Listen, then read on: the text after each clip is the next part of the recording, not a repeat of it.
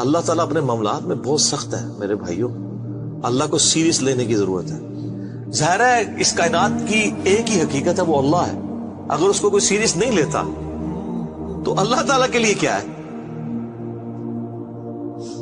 وہ تو اپنے نبی سے 3 دفعہ قرآن میں کہلوا رہا ہے، قل انی اخاف ان عصیت ربی عذاب یوم عظیم۔ اے نبی تم فرما دو کہ بالفرض اگر میں بھی اپنے رب کی نافرمانی کروں تو مجھے خود اس بات کا ڈر لگا ہے کہ بڑے دن کا عذاب مجھے بھی آ پکڑے گا۔ جی سورۃ الانعام، سورہ یونس، سورہ الزمر، 3 سورتوں میں یہ ایک آیت 3 دفعہ آئی ہے۔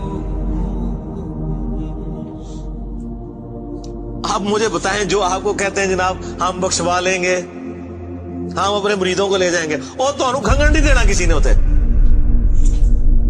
تو یہ اس لیے کہ نہ انہوں نے خود قرآن پڑھا ہوا ہے اور نہ آپ کو پڑھنے دیں گے۔